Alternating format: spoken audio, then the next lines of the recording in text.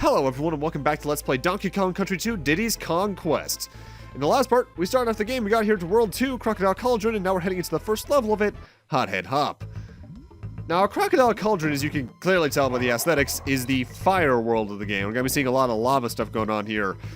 But the lava doesn't really do anything different from a bottomless pit. I think you actually just outright fall through it anyway, so it's just a visual change, that's about it.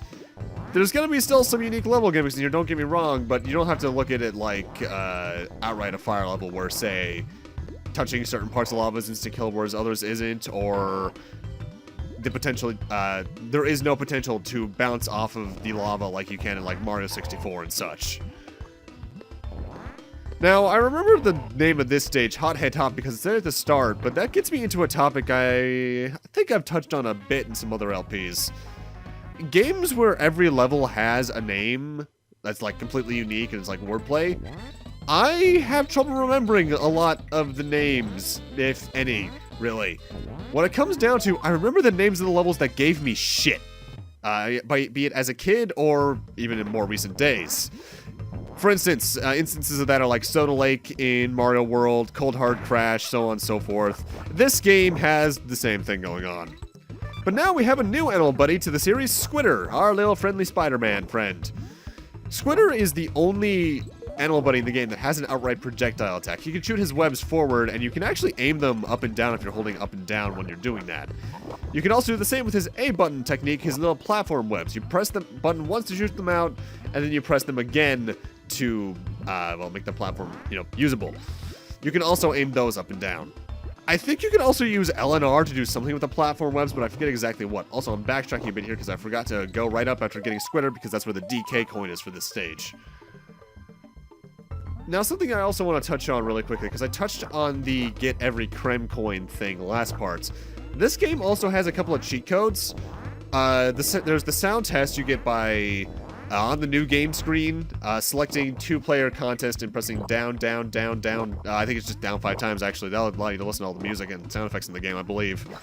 And then there's outright cheat mode. To do that, you do the same thing you do to get the sound test activated, but you press down another 5 times. Once you're in cheat mode, there are 2 things you can do. You can give yourself 50 lives from the start, which is which you activate by pressing Y, A, select, A, down, left, A, down. And then there's hard mode, what that does is that at the start of every level you're given both Kongs, but there's no replenishment barrels throughout. I think checkpoints are still there, but it's been a while since I even touched hard mode. I think I only loaded it up briefly just to see what it was like, and I don't remember much of it. But it's there. I think in Donkey Kong Country 3 you could actually get extra percentage on your, file screen by playing on hard mode, but I don't think that's in this game. And to activate hard mode on the cheat mode screen, you press B, A, right, right, A, left, A, X. Squitter is probably my favorite out of all of the animal buddies, just because I have a ranged attack, which is actually worth a damn. And if it's not entirely obvious just by the amount of Mega Man I play, I like having projectile attacks and platformers. It makes me feel good. Now, after we clear this level, we actually get access to a new little area. In fact, every world's gonna have one of these from here on out. Clubba's Kiosk. Now hear this, landlubbers. My name is Clubba, and to cross me bridge, you're gonna cost you many pieces of eight. And if you don't pay up, I'll run you through like a scurvy dog's yar. Ahar. It costs 15 K.O.N.G coins to pass. We'll be going over what that does way later in the game, but just know that there's going to be one of those everywhere from here on out. And now for another swanky quiz go through. The swanky quizzes, for the most part, use information you can find out through methods by that point in the game, be it through the concologist, Cranky himself, or just by paying attention to what's happening. For instance, that question right there is like, how many lives does a blue balloon give you? How many banana bunches would it take to get to 100? So on and so forth. But there are a couple questions, I think, starting next world, where they require information that would either require looking in the manual or knowing what's coming ahead. Like, there's one that's like, what haven't you seen by this point? And now it's time for Canon's claim.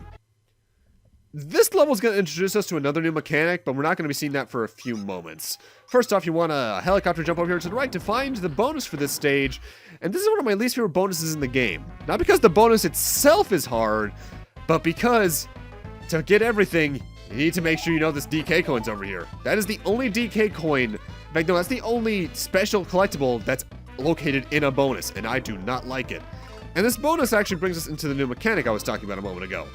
This game, even though it doesn't use them too often, adds character-exclusive barrels. Very often you'll be faced with a choice of a Dixie barrel or a Diddy barrel.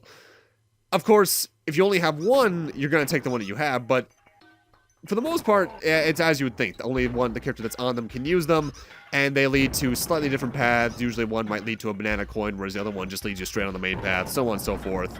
We've already seen arrow barrels in the first game, I believe. They just launch in the direction that you've seen, and these barrels with explosions on them just go automatically.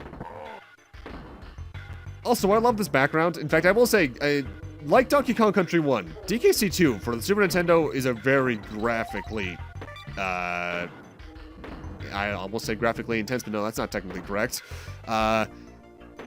It looks good, I think is what I'm trying to get down to here.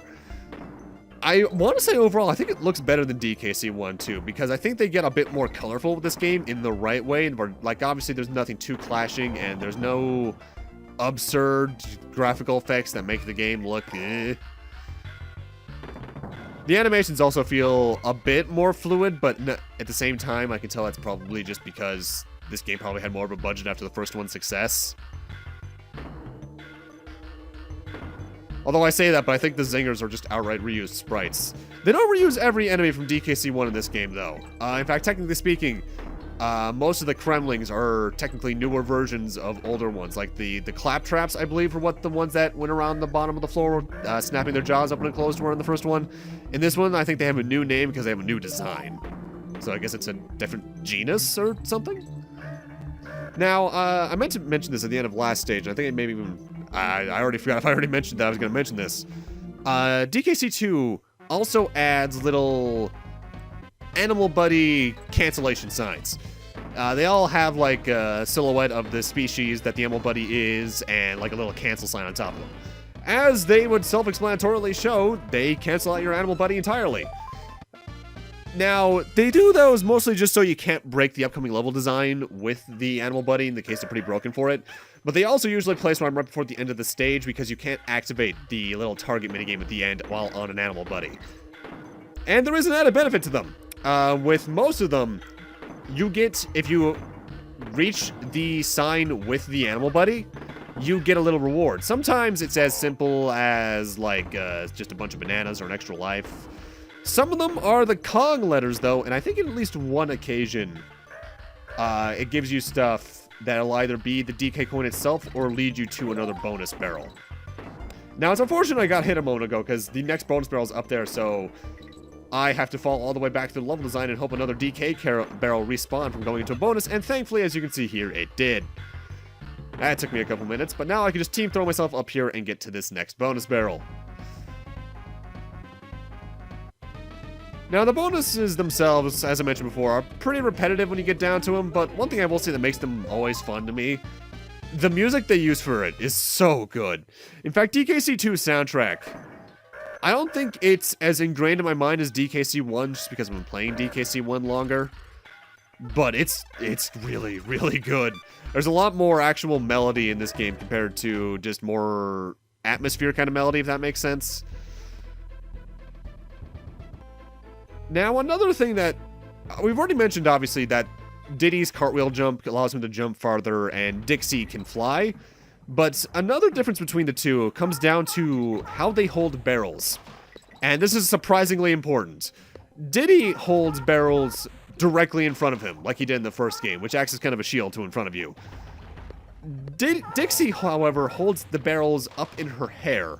And that gives you more of a shield to things above you, yeah, but that also means enemies can more easily run directly into you. Particularly smaller enemies. And you need to keep that in mind when it comes to carrying barrels. Either way, welcome to Lava Lagoon, one of my favorite levels in the game, actually. What we need to do in this stage is, whenever we see one of those seals, that's a clop. I think it's a clopper, or is it a clapper? I hope it's not a clopper, because that's taken a much different meaning in modern society.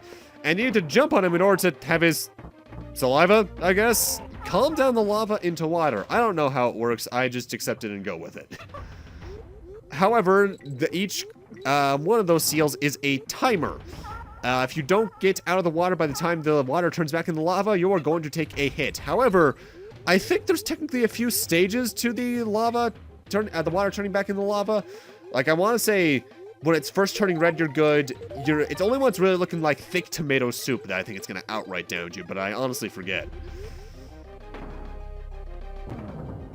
And that's what I mean by a little reward when you get to the little cancel signs.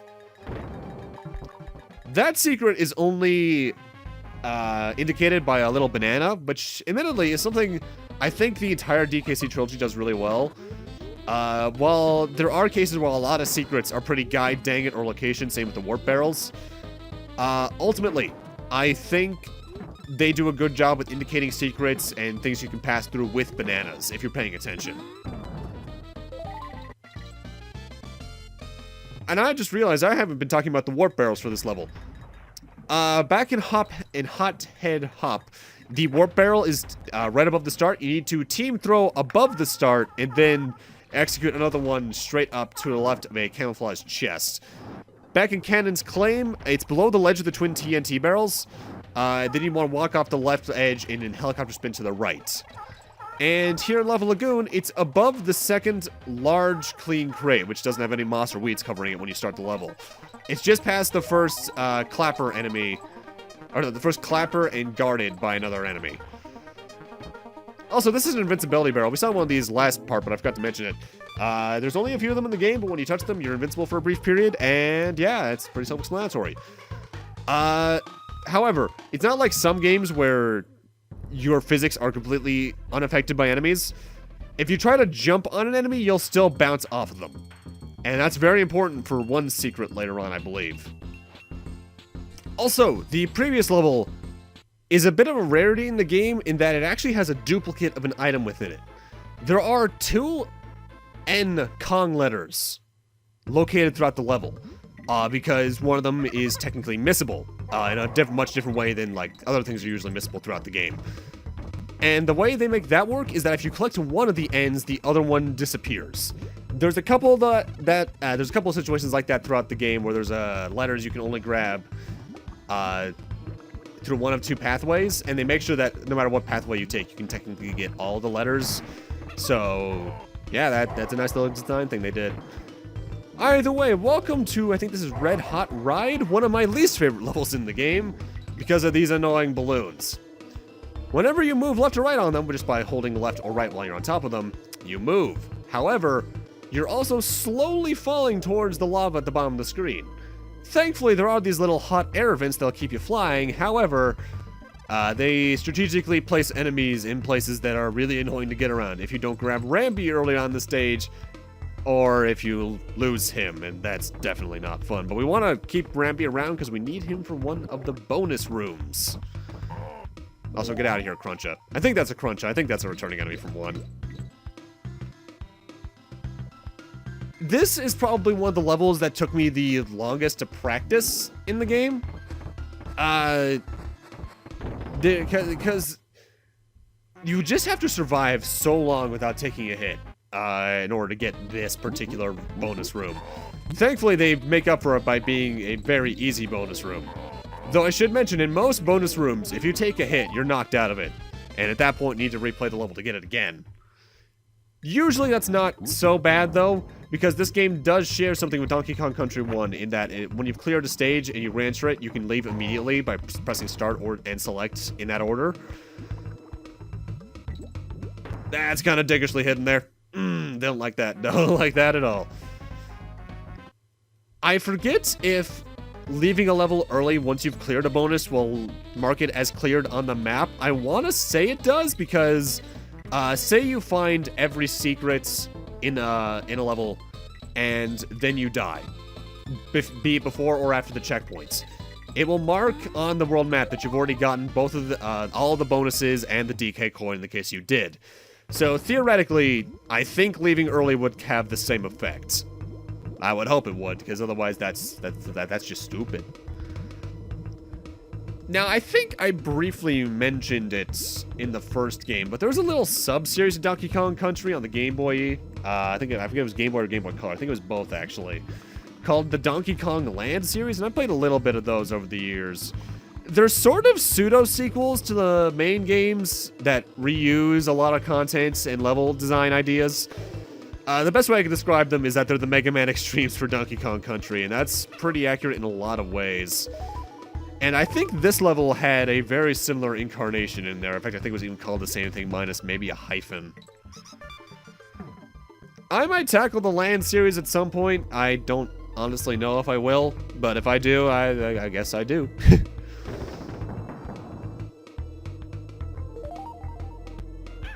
That jump there is particularly annoying in my case. Thankfully, I don't need Dixie to beat the level. She helps a lot because her helicopter spin would allow me to bypass certain jumps ahead of time, but yeah. Also, that little enemy, I think it's called a clobber. Certain varieties of that will knock out certain things from you. For instance, the yellow one will knock out a banana bunch from you. There's a black one later on that'll knock out extra lives from you. And that's no good. Also, there was a little glow transition right there. That was one of my parents coming in to talk to me really quickly. There's at least 2 occasions that I'm going to be doing that throughout this LP from memory, maybe 3. Another one is because something fell over in my house during a thunderstorm, and I'll talk about that story when we get to it in a couple of parts. But yeah, that happens. Life happens even when we're recording. Notable, the balloon does bob slightly left to right when you're at a standstill, and that can allow you to hit enemies or vents when you're trying to stay off of them. The most notable occasion of that happening is right here in this little section here, even slightly touching the air vents on your little bobs left and right can cause you to rise up, and that, at the wrong time, you're going right into a zinger. I don't like that section at all. I won't be surprised if that's where I spent most of my first playthrough dying in this level.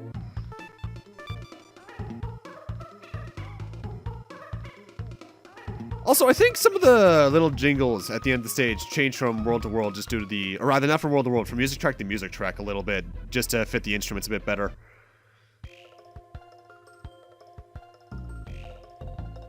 Now, you see me early on in the game visit Cranky and the K.O.N.G college a bit more often just to see the dialogue, but at the same time, I don't end up using any of their tips, so I eventually just stopped doing that entirely.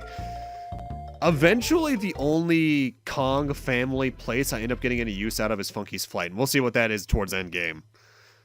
But with that, I'm going to need to end this off here. Thank you guys for watching, and in part 3, we're going to be heading into the final levels of Crocodile Cauldron before moving on to World 3. See you guys then.